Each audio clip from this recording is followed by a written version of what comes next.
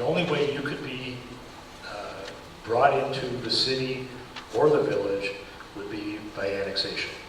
Okay? Now, that means you pretty much control things, except that it is possible for people with a bunch of land around you, a bunch of voters around you, to include your land in an annexation that they would choose. But otherwise, the fact that there's sewer service by itself does not mean anything in terms of annexation. Does that help? Yeah, I think it's just confusing with the DNR and the septic goes out and where we live, we're kind of like an island, so I don't see the village coming out to give us anything. And so I'm not quite sure how financially the village would afford to give us what we would need if we, I don't see how that would be financially possible because we're just kind of like over here, you know? We're just these two streets way on the west side. And we either go to the city or we have septics, but the DNR says that we can't put any more septics on. So Yeah, I have not looked into what agreements are out there that deal with the utility service. There could be something other than a boundary agreement, you know, a utility service agreement between the two municipalities. I just don't know. Sorry.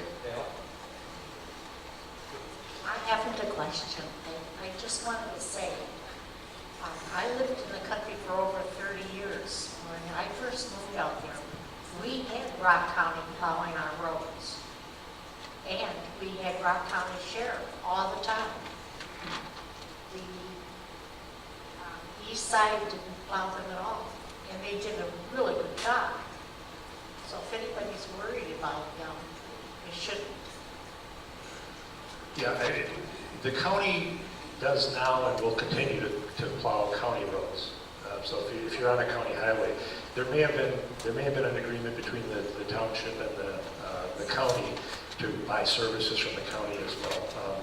I don't have any comment one way or the other on the quality of service that you would get from any of the various entities that would provide them. And thanks for your input. Yes, ma'am.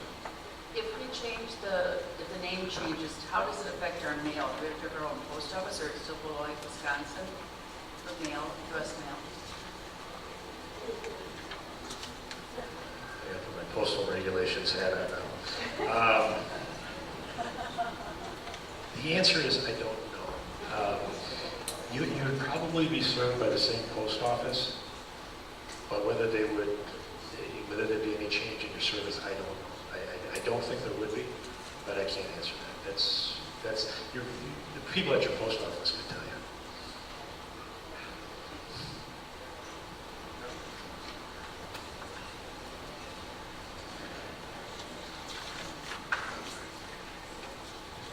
Previously, there was a question asked about whether power plant money, some of that would be given to the remaining area. You stated that that money would be kind of coming back in the yes and no answer, that it would be used to reduce the cost coming from the newly incorporated city.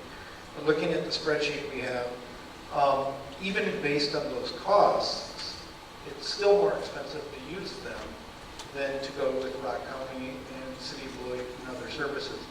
How are we being assured that that money is being used to reduce our costs? And what would that cost be if they didn't reduce it? In other words, option A or option 1, what is the cost without the money coming from the power plant towards that? A very good question, and I say that because it's one that I asked today. We have not seen I have not seen all the underlying numbers. I don't know, have you guys seen the analysis that was done? We don't need to show all of the detailed costs.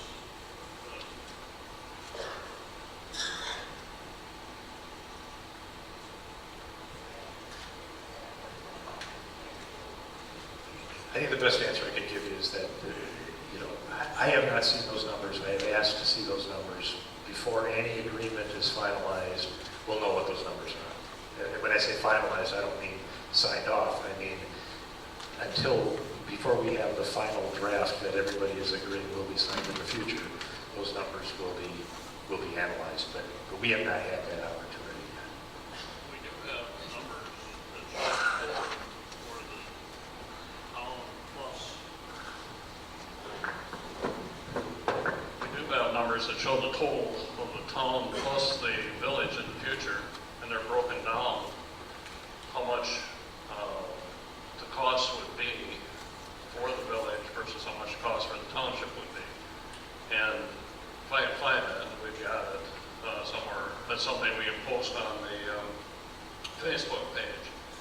It shows all the different services, how much would be allocated here and there, like cable TV revenue, how much the east gets, how much the west gets. So there's a lot of information we do have, but we have to be careful that anything we put out there is probably not going to be the final cost. So just be warned ahead of time that anything you see may change. And I may have mentioned, I intended to, that we are kind of expecting some new information from the town in the form of potentially a different type of contract. So in that process, we'll get some of the numbers and have a better idea of what the basis for the charges is.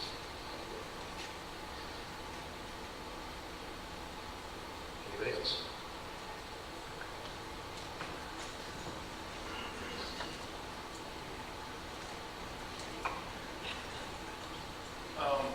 One of the issues I would have is I would like to know what sort of difference in response time we could expect for fire and EMS, depending on whether we would have an agreement with the village or the city of Beloit. I can take a shot at that. That could be fairly critical. We've thought of that, and we've talked to Gene Wright about some of these things too. Give you two scenarios. The city of Beloit owns Big Hill Park, as you probably know. If you're injured in Big Hill Park, where does the ambulance come from? It doesn't come from the closest station, which would be the town of Beloit station. It comes from somewhere within the city. Let's say you live on West Street, like this lady over here, and she needs services. It's a long ways from the town of Beloit station, but it's very close to the station on the corner of McKinley. So, in a lot of respects, it'd be nice to have some agreements where the closest service, would address the need. How that all works out in the future, I don't know, but response time is a concern. We've used it with response time. I know personally well, it's very critical. If you take a look at Newark, their response time comes all the way out of Warfordville, which obviously would not be acceptable for anybody in the Beloit Township. So that's all stuff that has to be worked out. Services that, if we were to use the city of Beloit Fire and EMS, they don't have some of the equipment today that they would probably need in the future. City of Beloit, I don't know if they fight a barn fire very well, but they are in the process of looking at what would be necessary to supply a service to handle calls in a rural area. So, there's way more things that we've talked about than what will ever be discussed here, and that's why, send them to us in an email and we can fill in some of the blanks.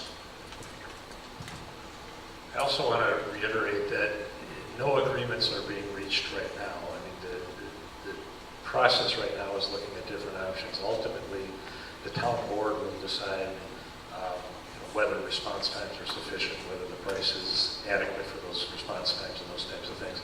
But if you want that information, we can certainly look into it. And the committee can get you some information on that, even though we're a little premature in making that determination. How long is this whole process going to take? Can I ask one first? They handed me the microphone. Can you clarify, either Mr. Combs or Mr. Sterna, the numbers listed in option one? Again, where did those numbers come from?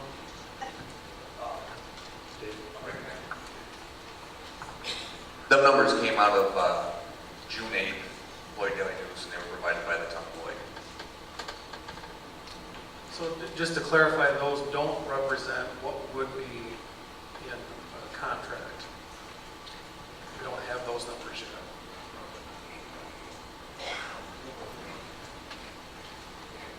news.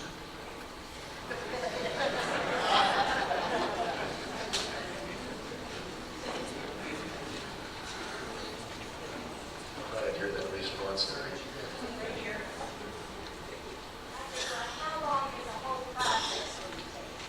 How long is the whole process going to take is the question.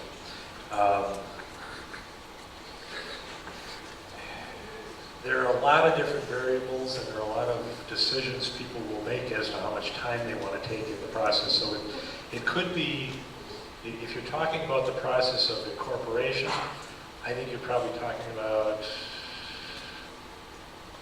middle of next year, it might be finalized.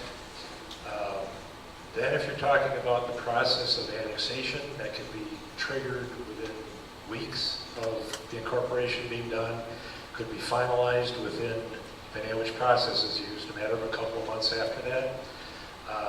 That's probably the short timeline.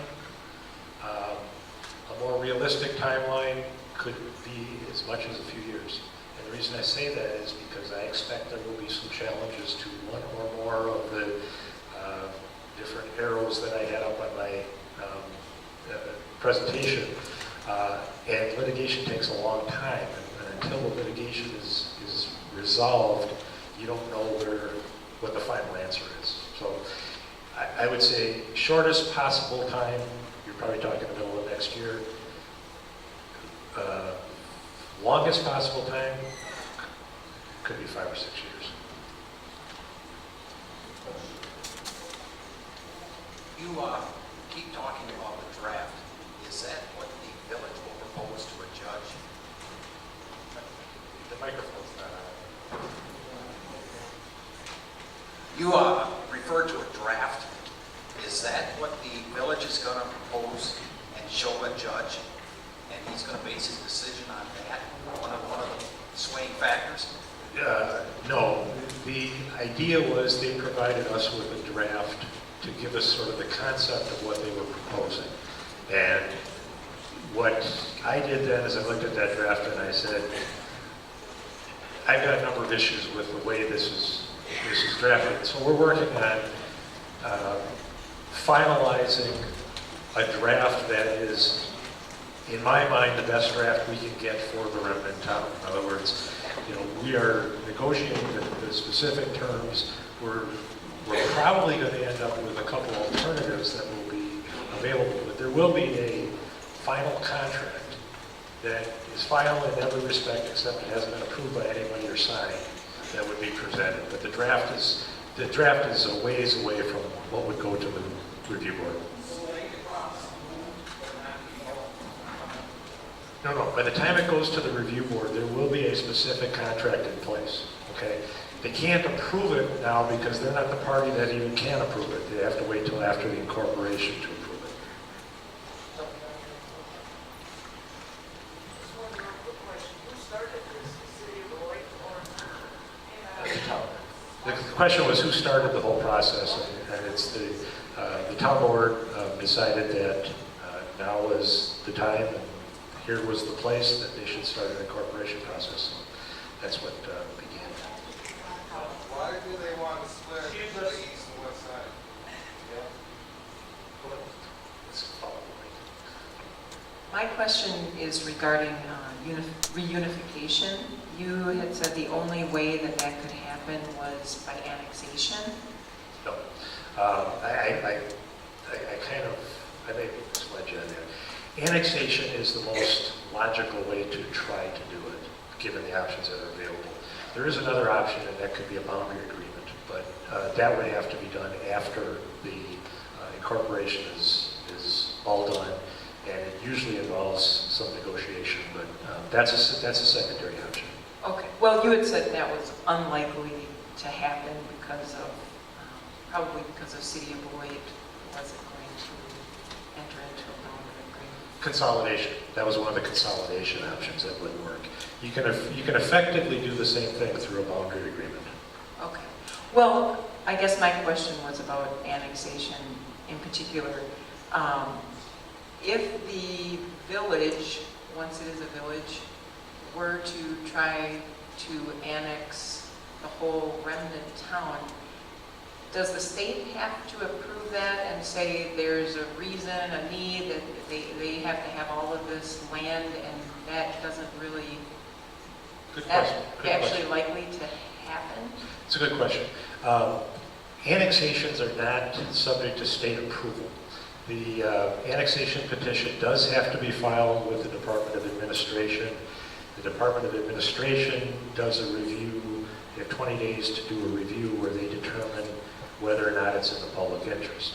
The thing about annexation, though, is that DOA's opinion is merely advisory. So it can be completely ignored by the municipality. Their obligation is to wait for it for 20 days, to consider it, but they don't have to follow the position of DOA on it. Who's got it? We'll come back to you. We'll come back to you in a minute. I just was wondering, what is in it for the village to annex another town? Is there really a reason they would want that? Yes. The answer is growth opportunities. Now, municipalities typically want to annex property so that they can develop more tax base.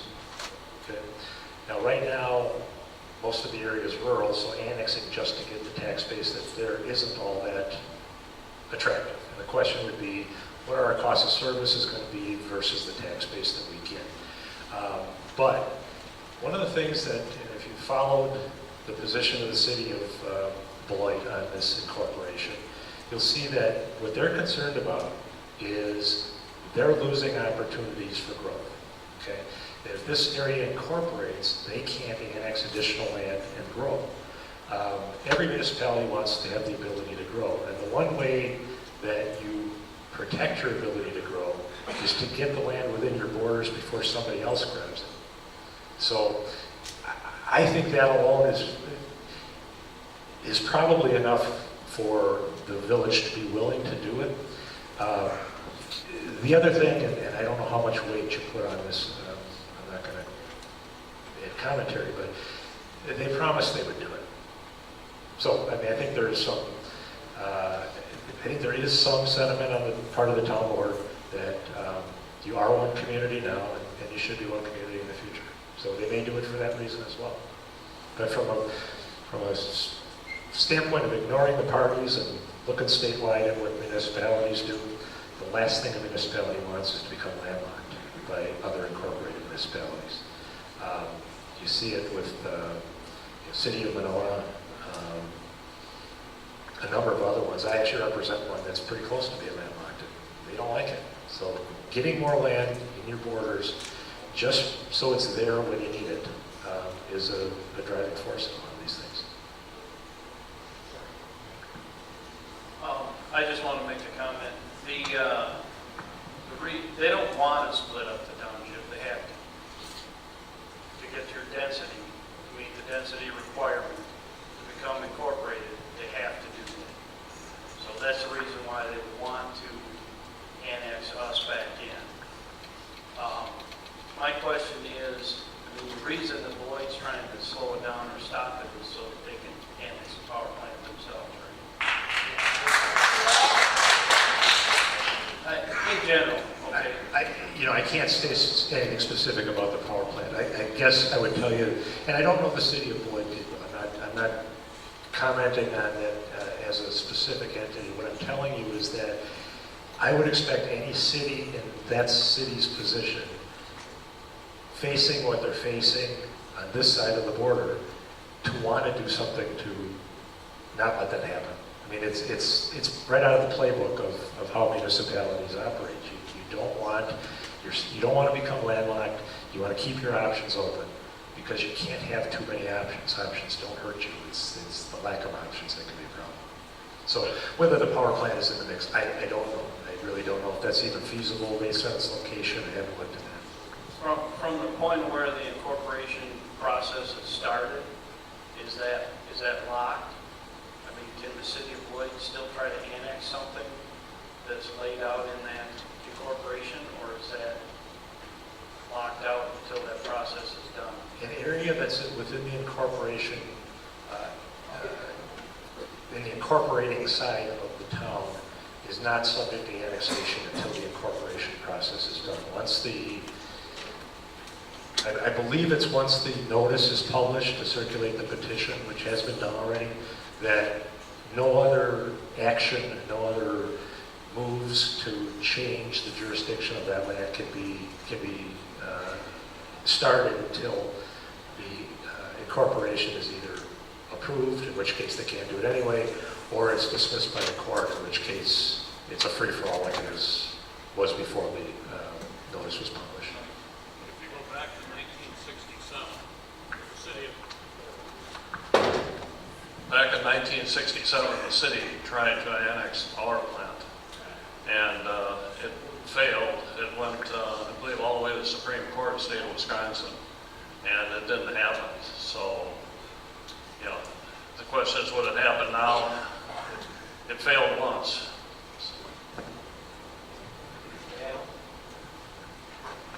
What's because the city and because the county, get switch taxes and go from 2/3 to 1/3? I'm having trouble hearing you. We got the mic up there. Can you just hold on until we get this one out of it? I suppose I should hold my mic up so you can hear me. Sorry. I'm just wondering, what will be the impact on our property taxes through all this? Yeah.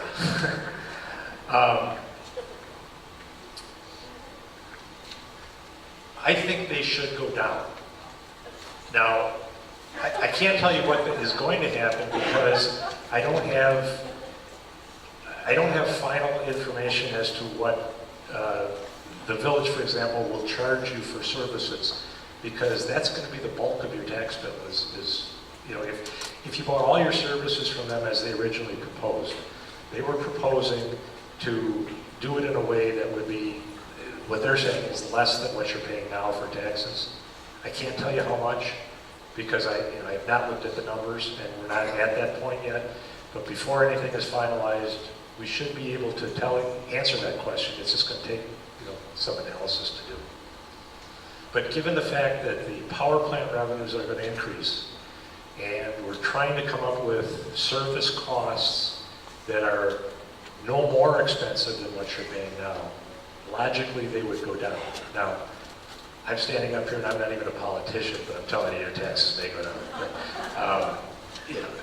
I can't answer the question, and I don't think we have enough information to even do that type of analysis yet, but hopefully before long we'll have a much better picture of that. Mine kind of goes along with her question, except for the fact that they're doing this village to get more money from the power plant. However, how much, if we do not annex the west side into the village, how much tax revenue are you losing coming in? Is it worth it in the wash, or how much are they going to be losing out on it if they do not annex us into the village? Is the question how much would the village be foregoing by not annexing you in? Yes.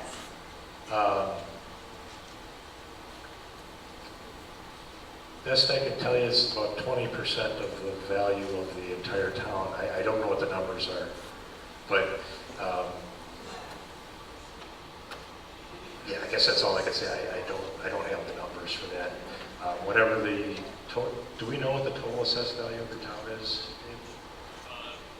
Yeah, it's 429 million. 429 million.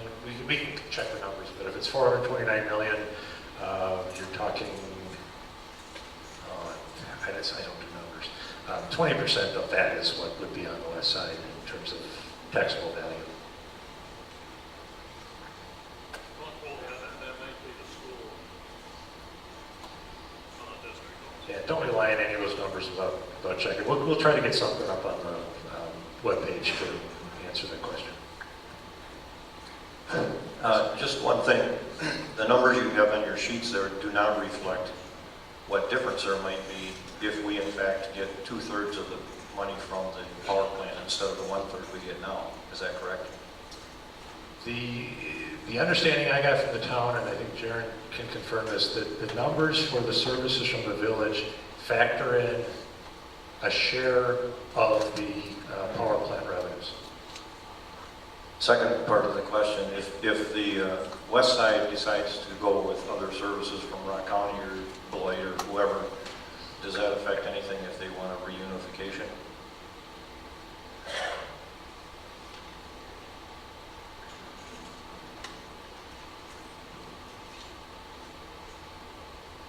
It could.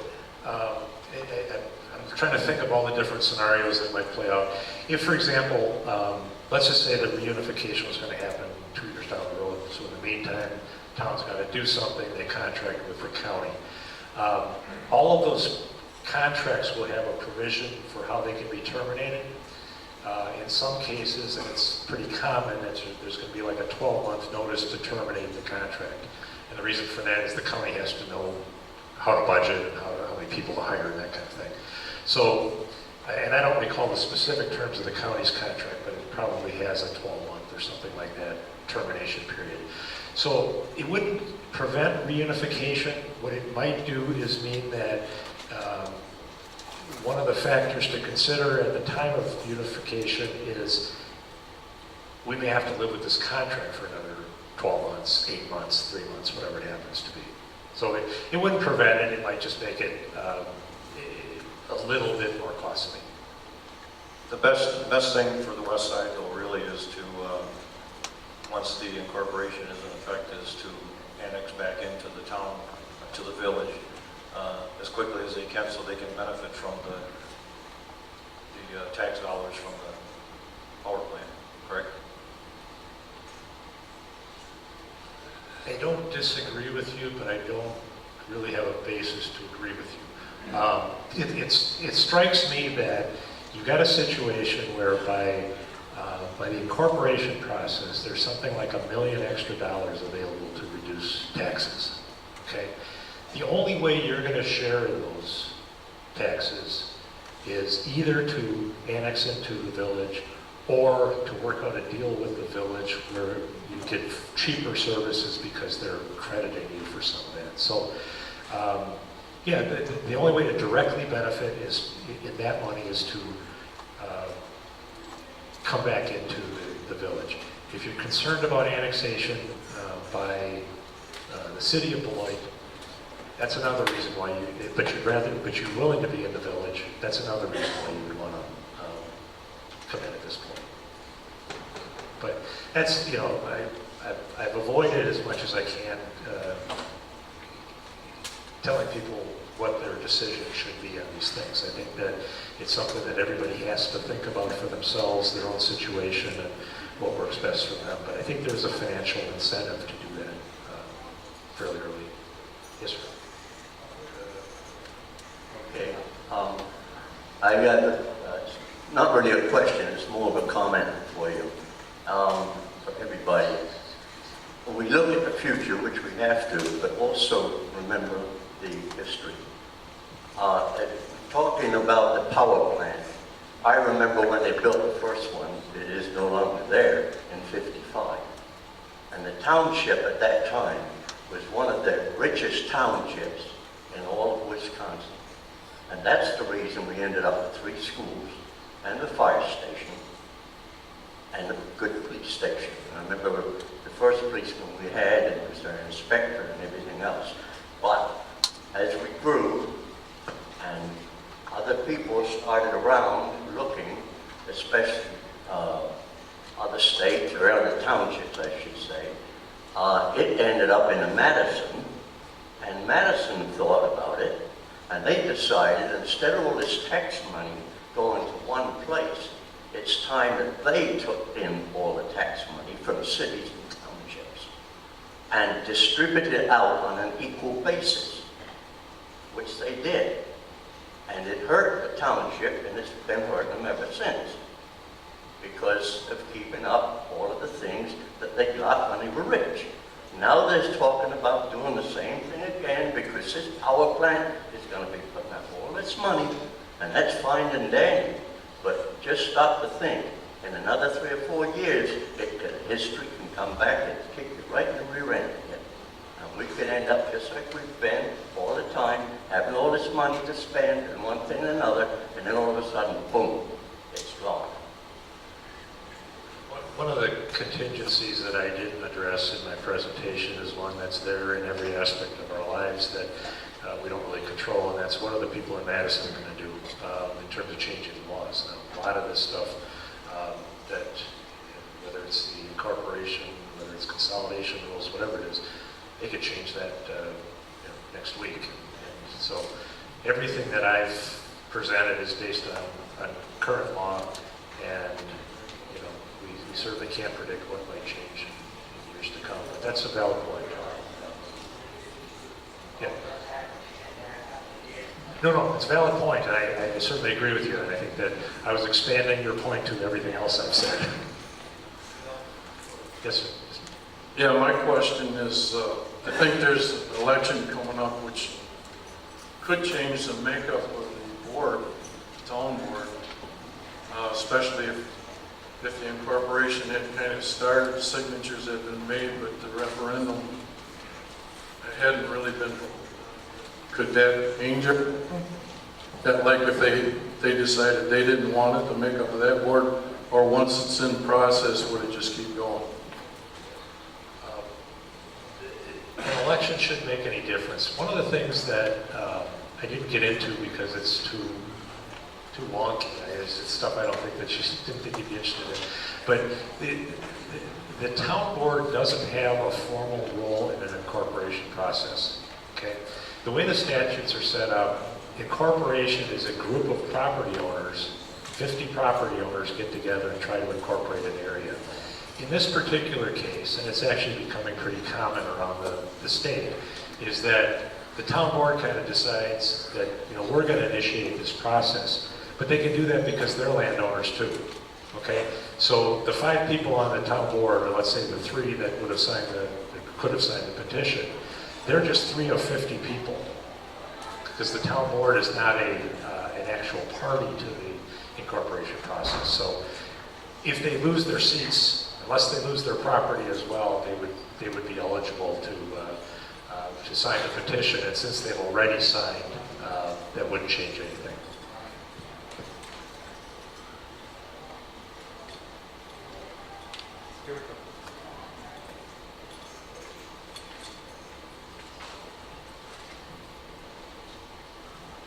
Yes, I have a question. I'd like to see a show of hands of the people that would be willing to be annexed into the city of Beloit at this time.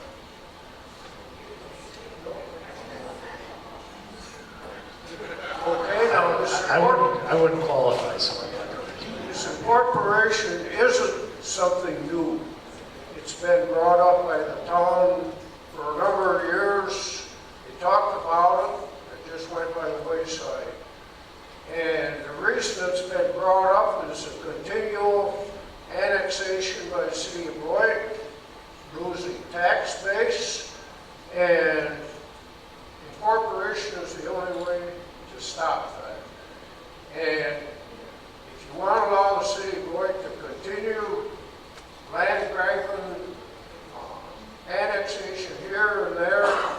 Now, right now, I'm on a farm with us and a few close neighbors. We're practically an island as far as town property goes. I moved out there with my folks. I was 7 years old, and farmland across the road from us is all in the city. And the city, if we don't do anything, don't incorporate and put a stop to city annexation, your tax base is going to continue to be eroded, and it's going to get down to the point where you're not going to be able to afford school system and public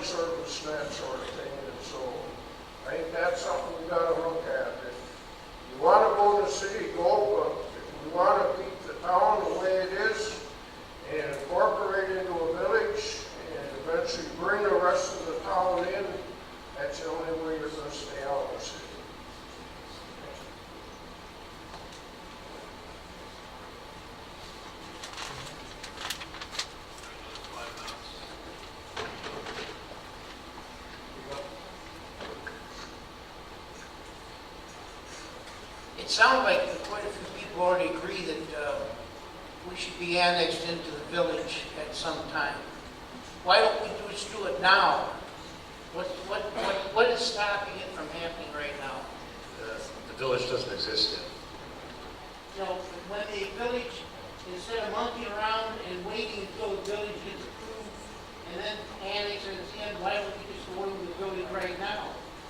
Oh, you mean in terms of joining the incorporation process? Instead of doing 2 steps, do 1. Yeah. The only reason that it's being done in 2 steps is because you can't do it in 1 step. The statutes require a certain amount of density for the entire area that's being incorporated, and the town does not meet that density because the west side is very sparsely developed. How will So the density increase that much for us to be annexed into the village when it becomes a village? the density requirements don't apply to annexation. They only apply to incorporation. So that's why it's 2 different processes. You incorporate what you can based on the density that's on the east side. Once that's done, and they're a village that can annex property, density doesn't matter anymore in the second part of it.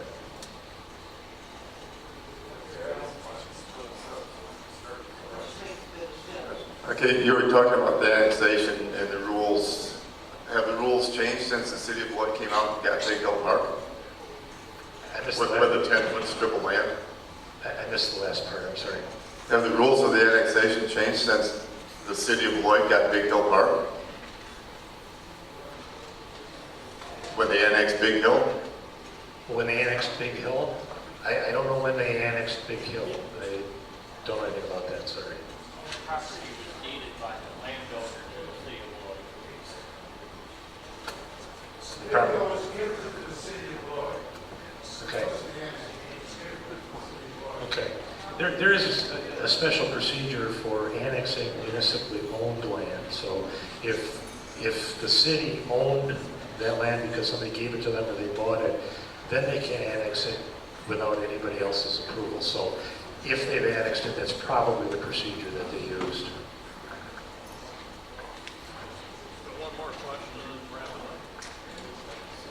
Yeah, out of respect for the Turner people who were nice enough to let us use this place, we have to wrap it up, but I could take one more question. I'll hang around if people still have questions, I'll hang around. We might have to do it outside.